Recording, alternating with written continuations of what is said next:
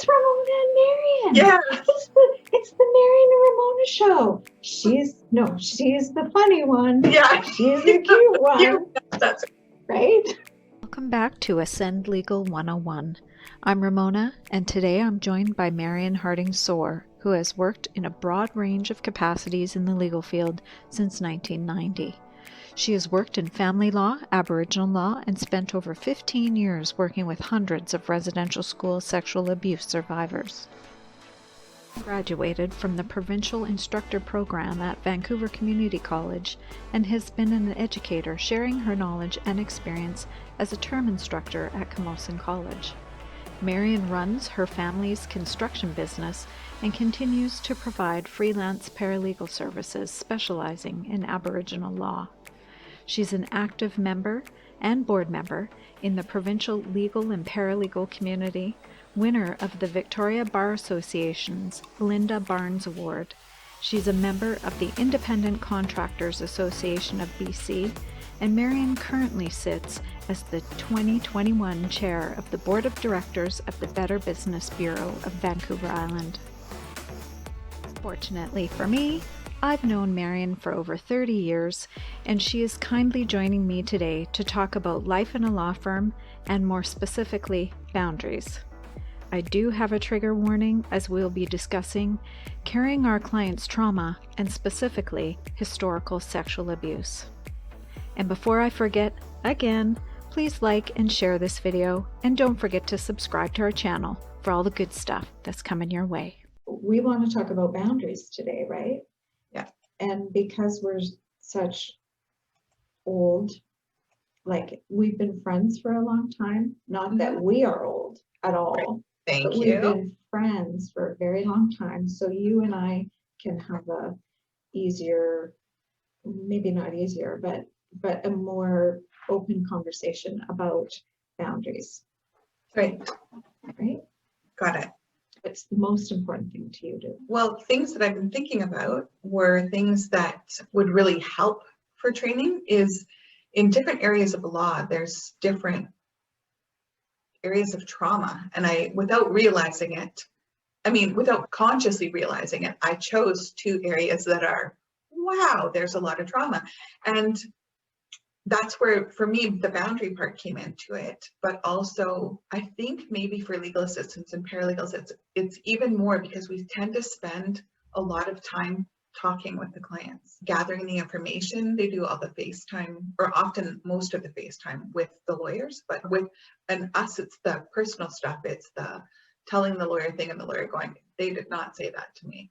And so we are the keepers of all of these secrets, and we're the keepers of their stories. And I think mostly really compassionate people choose these kind of areas or land in the areas and go, hard pass. This is not for me. I can't do it. I don't want to do it, which is great boundaries. But I think oftentimes those of us who are in it do not have great boundaries, and we don't know how to deal with our own trauma things, let alone how to deal with others. And I think that, that all works into the whole self-care. I think people being at home this whole time, they're seeing it. And I've seen more things lately about, when you're having a Zoom meeting, make sure that you have pants on, or, make sure that if your hair is unruly, as mine is today, put it up in a bun, or, do something so that you're prepared, be prepared. But that's all surfacey stuff, which I do think is important. It's important not to have an inappropriate mug. It's important not to, that's facing everybody. It's appropriate to have your best face forward, but what's happening on the inside, we often just don't talk about. And people have been talking a lot about self-care lately through the pandemic, but I hope people will help themselves with that later on too, because I think that it's just so important, and I don't think we talk about it enough. And as women in general, I think that we are primarily the caregivers, and it's like being on the plane. Put your oxygen mask on first before you help anybody else. And I just don't think that's how most of us are raised. I think you just hit every single one of my high points. Because, you know, when I see people now, well, first of all, we were dealing with other people's really traumatic, you know, all of their drama, all of their emotional baggage, all of their everything. And were never trained. Or never had an outlet until it got too much for us, and we decided to go to counseling. But I think you're right. We are the caregivers. As legal assistants or paralegals, we hear way more of the personal stuff. People just call us for counseling because they need to talk to somebody. We're not qualified to take all that on. And boundaries are really, really important. And I didn't have them with clients until I got pregnant, because I was exhausted and, quite frankly, kind of itchy. And I was like, look, I don't want to hear about this today. Send me an email. Because I was already overwhelmed myself. I think especially in criminal law, because I started in criminal law and then moved. I mean, day one, I was exposed to murders, dangerous offenders, application to the Supreme Court of Canada for somebody who sexually assaulted people and continued to teach other people how to sexually assault people in prison. You know, it was like the white picket fence got blown to shreds, day one. And I'm really, really happy to be having this conversation with you. I think also because you and I have gone through a lot of this together. We had to learn. I mean, you taught me sometimes and I taught you sometimes. So let's go back to what areas of law you worked in mainly and how that affected you over time. So I started working in family law and I loved it. I loved it. I loved it because I came from, you know, they want to go quote unquote broken home, because marriage is my parents' favorite thing. They've each been married 3 times. And so I was pretty familiar with it. No, but I really thought that, you know, it was easy then to be able to say to the clients, he hasn't paid child support, that's crummy. You can't withhold your children though, because, you know, they're entitled to a relationship with both of their parents, that kind of thing. And, you know, it didn't feel embarrassing and it didn't feel shocking, and none of that stuff felt like that. But you're right, you start gathering all of everybody's story and you hold it close to you so that, you know, you're helping your lawyer, you're helping your clients. And then I moved to a combination of childhood sexual abuse, more often than not institutionalized or from parents. So a lot of residential school, a lot of Catholic school, a lot of boarding school kind of things, and a few individual ones where they were, you know, a step parent or a parent, and then a mixture of family and that, and then 12 years of just historical sexual abuse. Super glamorous. Often was a conversation stopper at a cocktail party, just so you know. And but I mean, and it was hard. It was really hard, but I felt like it was really, really important work. But I had no tools in terms of what to do with the stories once I carried 100+ stories on my heart. And I did not have any tools to put them in a box, put them on a shelf, even, you know, when I would physically do it at the end of a file, I would sort of have this little talk to myself to try and do that. But I don't think it's important to forget the people or their stories, but I think that it's important not to carry them on your heart. And I just didn't know how to do that. And right. Frankly, almost, you know, almost at 60, still working to sort of maintain that, not a distance. I never agreed with that too. People say, well, you just can't get close to clients, or you just can't. And I think that that's really inhibiting. And I don't think that people will tell you their whole story. And when they come to you, this is the time to tell their whole story. You're not a counselor, but you are often called upon to counsel, or people are crying. And sometimes it was particularly hard for me when a man would cry.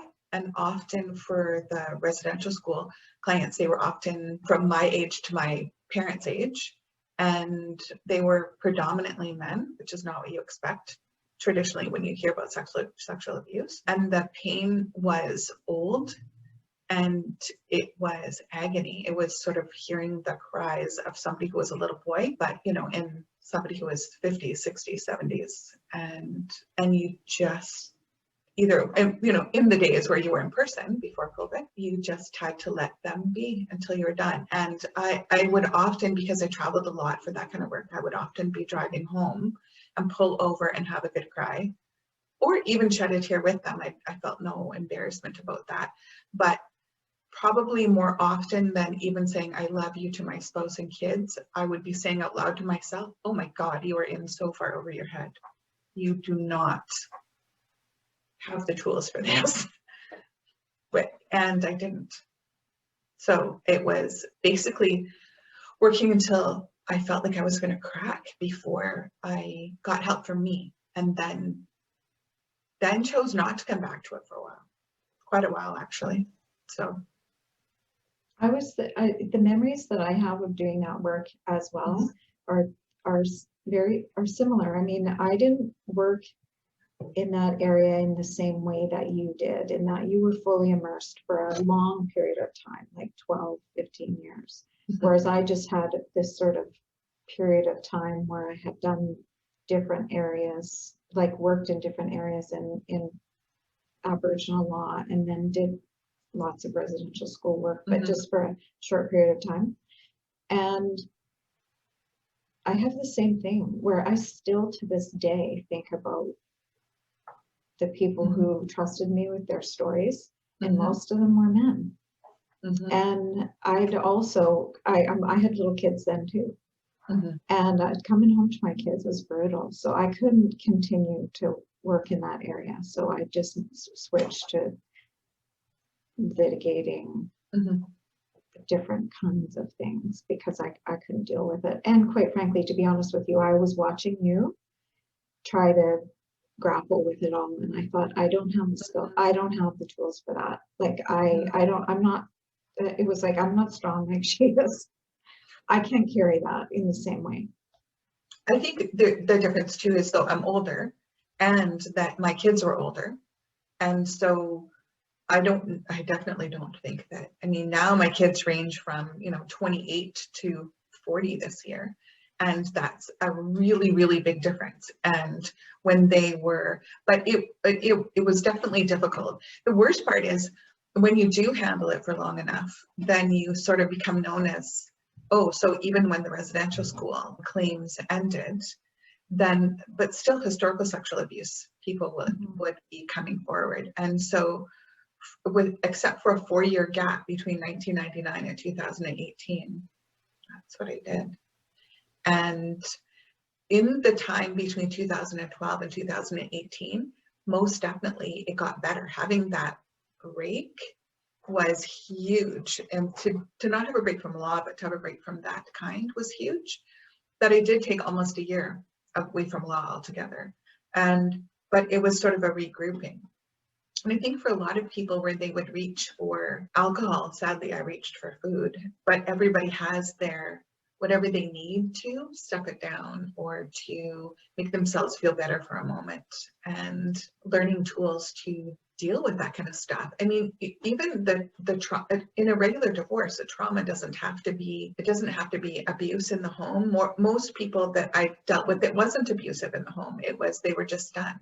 But then it was the going through things. The litigation part was the easiest part because that was just items on a piece of paper.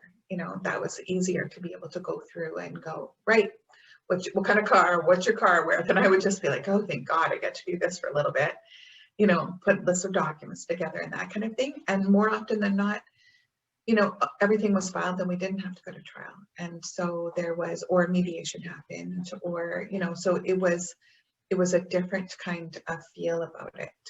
But still going through the emotional stuff with the clients, calling and, I mean, the memos that would be on files for conversations that people had, that's when you realized, I think, those areas too, you need a headset. There's no way that you can have your neck cranked to one side because that's how it is for the whole rest of the day. And you just, but truly there would be so much exhaustion by the end of the day. By the end of the day, I was just so beyond done that I realized that I wasn't going for a walk, I wasn't working out anymore, I wasn't doing anything to clear my head, and I was not getting good sleep. So without good sleep, you don't eat well, you don't, you're reaching all for carbs and fatty and everything that's delicious for the moment, that moment in time, which then, of course, I don't know how you feel after 3 donuts, but you don't feel like going to your workout. And so it was all of and then it just sort of became this self-loathing, because I realized I don't have boundaries around saying no. I remember being asked one time to do a pardon for a person who he had been sexually abused. There was no doubt the story was horrendous and it was consistent and there was truly no doubt. And it isn't surprising to know that oftentimes people will then become abusers themselves. It was the first time I ever said no to my lawyer. I said, he is a child abuser. I'm not working on the pardon. And he said, you're working on the pardon. And I said, well, I don't have time for it today. And that went on 4 months. And then I finally just said, you're going to have to fire me. Which I truly was confident at that point. There's no way he could do that. But I mean, he could have, but that was my first line in the sand. I'm not doing it. And maybe it doesn't bother, maybe it wouldn't bother other people. But for some reason, for me, I'm not doing it. And I didn't. For a lot of people who I see now, they're hitting the wall in that way, right? Mm-hmm. And they don't know how to draw or create boundaries with the people they work with or for. They think they, right? Mm-hmm. And depending on the job market, so right now you could say, screw you, Jack, I'm on my way. And you could walk into another law firm and get another job in a heartbeat. But in variations of the market, I mean, you want to do good work and you want to keep a job. Mm-hmm. So what do you think was helpful for you, or what would you recommend to people now who say, okay, I have to set some clear boundaries here because I'm working overtime and I don't get paid for it, even though the Employment Standards Act says that I'm supposed to. Mm-hmm. Or, this client is hitting on me continuously and even though I've told the lawyer, nobody's helping me set a boundary here. What would you recommend to people? Even just to say, I can't work on that file today because I'm doing this. I mean, with age, I think we've come to the place where we're like, look I'm going to tell you how this is going to go today, right? But, especially for young people, and I would say especially for younger women, it's tricky. I think that look, nobody wants to, COVID or not, have huge changes. I mean, I just changed my business accounts from one bank to another. It was a lot of work. I don't know if it's going to be worth it, but I just didn't want to continue to reward bad behavior. And we do want to have some longevity in jobs, but your working environment, I would say to somebody, is a relationship.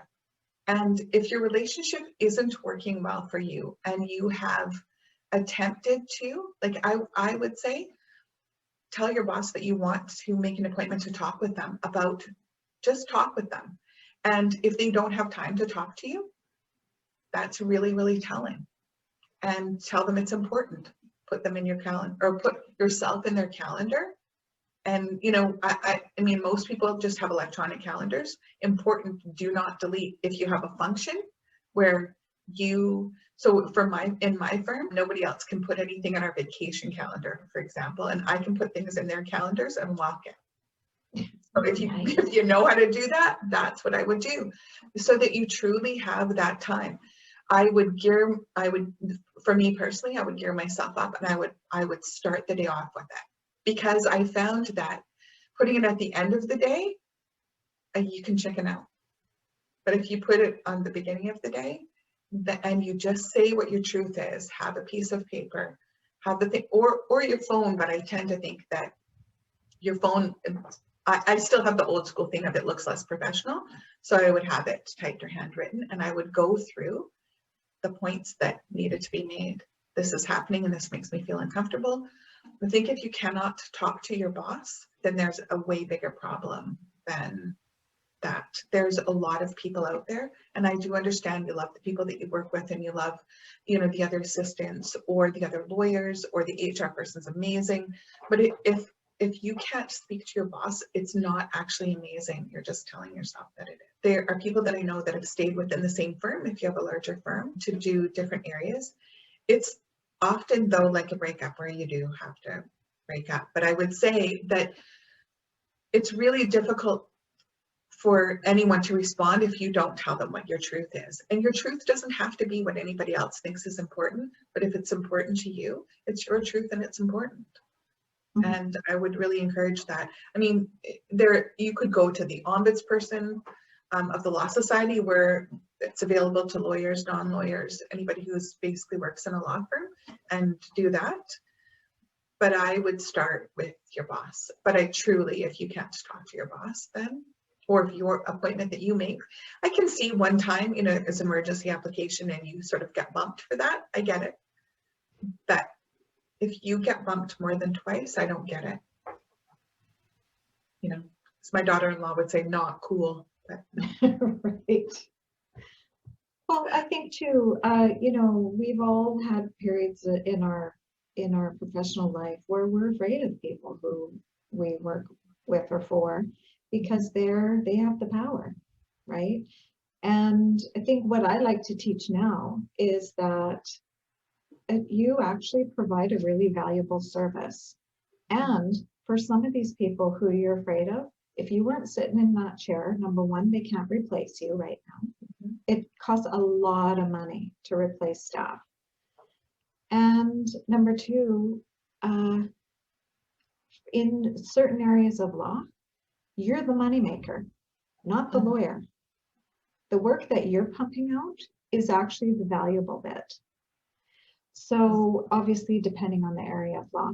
And so the perfect way, because paralegals or legal assistants work so closely with the lawyers that they work with, is you want to have a great working relationship where you can work together. Like, and that I know it is like a breakup when you leave a job, because you're such a cohesive team, right? Mm-hmm. But when one person on the team is saying, look I want tears, not defiance, and all you can think is, you're getting defiance today because I don't have anything for you. Right? I think you know, that is when you need to like step out of that.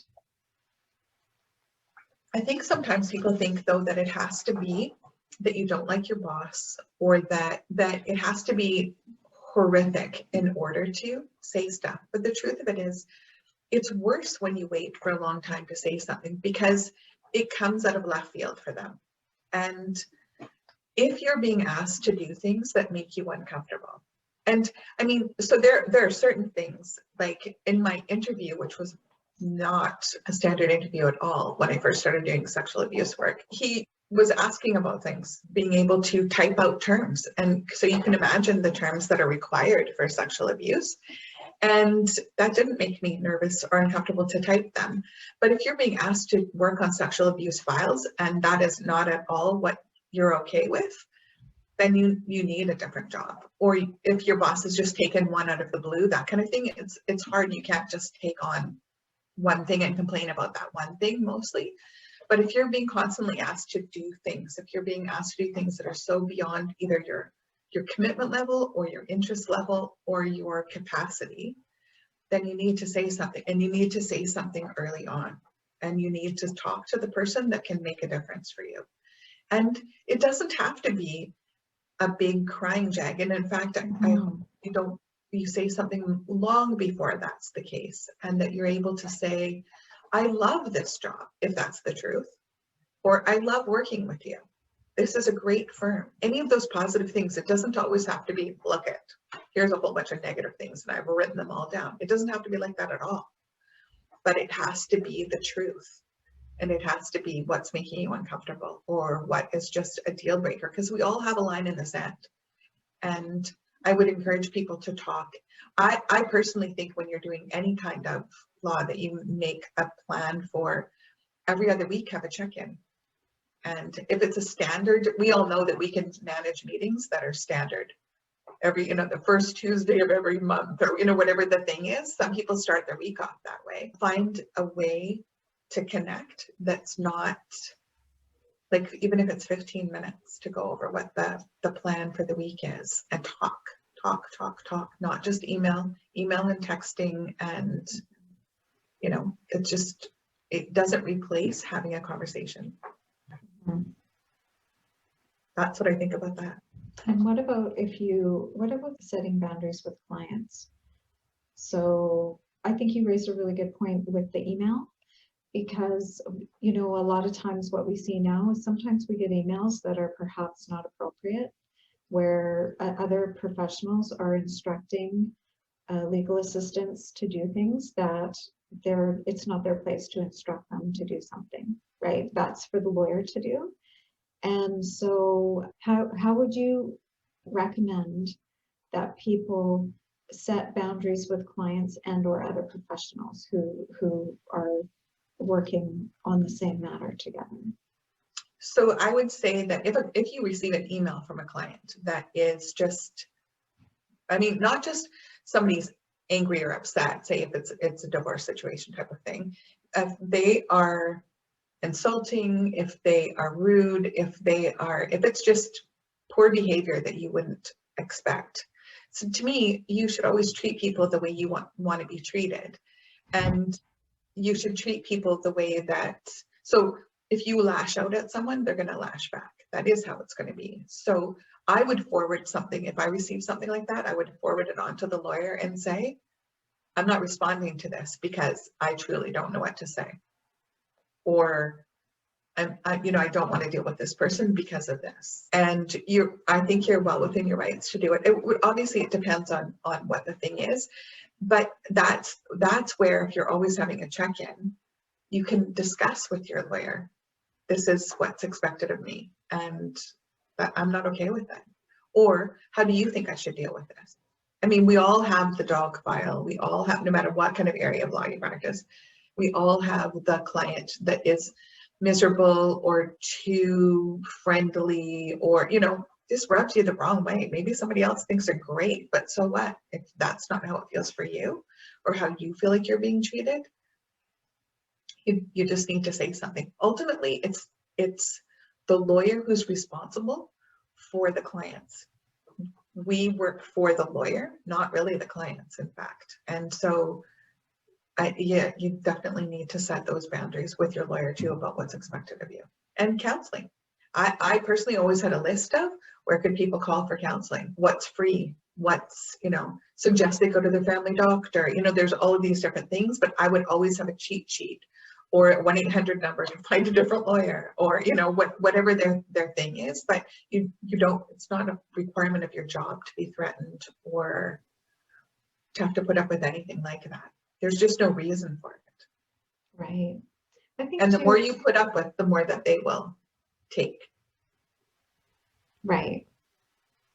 I think it's quite different now than when we were full on working in law firms all the time, because the way I was sometimes treated in law firms, there's no way I would tolerate that these days. But also what I do see is that younger people, that's just not something they would contemplate. So people who are just coming into the business now, that's just not, their tolerance for sass is exceedingly low compared to how much people of our generation, not just tolerated, but we're just of that generation where we were expected to behave a certain way, and that's the way we behaved. And we tolerated a lot of really inappropriate behavior because we just did. We just did that. So if we do workshops together or anything like that, I always have a section in every workshop about dealing with your shit. And that's what I call it. I'm like, how are you dealing with your shit today? Because, we had to learn the hard way oh, I need counseling now. Nobody told Mhm. us, oh, you should Mhm. probably go to counseling, and we have a benefit package that helps you, or that you can pay, that will pay for this bit. And so we were taking on all kinds of stuff that was like, I mean, I even think about the files that I worked on before. Mhm. They're other people's nightmares, absolute nightmares. And that was my just everyday, right? You know? So I think too, I mean, more than, or 50% of the lawyers now are women. And I think it was different for you. You were younger when you started and you worked for men. And I was older when I started and I worked for women. I mean, I remember this man, this client calling in and talking about, you know, your girl and all this stuff. And I worked for Trudy Brown and she said, her name is Marion. You will not call her my girl. She is an assistant here. You know, she had no difficulty laying down the law for how the clients were to treat us at all. And I really appreciated that. And I truly didn't realize how different it was until later on. And or till I watched how other people were being dealt with. And sometimes the problem isn't your lawyer, or sometimes the problem is your lawyer that's treating you badly, and sometimes the problem is a client, but it's still, nobody needs to put up with that. And I think you're right. I think that I think the hard part is the boundaries that are set. Sometimes I think they're set for things that are not as important, but I think that a lot of that stuff comes with age. Most of the important boundaries to me is to set them so that everyone knows what is expected of you, because it shouldn't be it's a secret what's expected of you. Oh, it's expected of you to work 2 hours above and beyond, and if you work out how much that is, that's 10 hours out of your life or your children's life a week. So that's, you know, so that ends up being 40 hours in a month. So that ends up being, you know, and when you can work it out that way, we're not free. And if there's a time off that you take instead of that, or if you're fine with working for the extra 2 hours, then that's, you know, your line in the sand is different than other people's. I don't expect that anybody should have a demand for certain things. I just think that we need to figure out what's important to us. Some people talk about time-life balance. Other people don't care. They need to be walking in the door at 8:30 and walking out of the door at 4:30. Other people would be considered now workaholics. Other people, you know what I mean? Like, it's what's important to you. Figure out what's important to you and incorporate that into your work life. and as well, we used to get quite a lot of sass for saying phrases like, here's what I expect. Whereas now I say, here's what I expect. Here are my expectations. And so if we're setting boundaries, I think people at the front end need to know what your expectations are. And people have a hard time with that phrase, expectations. Well, you know what? We've all got them. And so if you expect this from me, I'm going to tell you what I'm expecting from you. Here's how our relationship is going to work. So, but again, I didn't learn that. Now I really truly believe it's important to set those expectations, and not just, you know, the lawyer has to set the expectation. Here's how it works in our office. Here's how I work. Here's how I expect you to work. I don't expect you to work overtime, but sometimes you might have to, or whatever. Here's how I'm going to treat you. I think that it's important to ask people. See, because you and I have been in the game for the same amount of time, but the way that we approach things, because our personalities are different, is different. So for me, I think I would be asking somebody, what do you expect of me? Rather than say, I expect this from you. I mean, it's a give and take for sure. So there's some people, for example, who like to go for lunch exactly at 1 o'clock every single day. But there's also some lawyers that would like you to be there for them when they come back from chambers, if they're litigators. And you need to know that up front, because it's terrible to be in trouble for something that you didn't know what the rule was. So what are the rules of this relationship? And without saying, what are the rules of this relationship? I mean, I just think that we need to know in our heads what are the rules. Right, and that's actually sort of was my point, Mhm. is I think the lawyer needs to be really clear, and if we're not clear, we need to ask. Yeah. So how, what do you need from me? Or what's your expectation? Do I need to be back? I mean, after a while, you just know it's all hands on deck all the time. Yeah. But sometimes, I mean, if you're not clear and then you get back from lunch and somebody blows you out of the water and you're like, holy smokes, what did I do? So I believe that, which I did not do before. If I was struggling, I would just be head down, eating at my desk. It's a terrible idea. It is a terrible idea. Take 5 minutes. You go to the bathroom, drink enough water so that you have to get up and go to the bathroom. Like you need to take time to eat, to sit away from your desk, to stand, to walk the block, whatever the thing is for a few minutes to clear your head is so important. It's like, it's a break is as good as a rest. I mean, that's an old expression, but it is a terrible idea to have your entire day be sitting crunched up at a desk. There's nothing wrong with that. It just needs to be, you truly, that's a boundary. You need to put yourself first. And I don't mean where you need to take exactly an hour every single day, because, whatever, we're all adults and decide what it is that you need.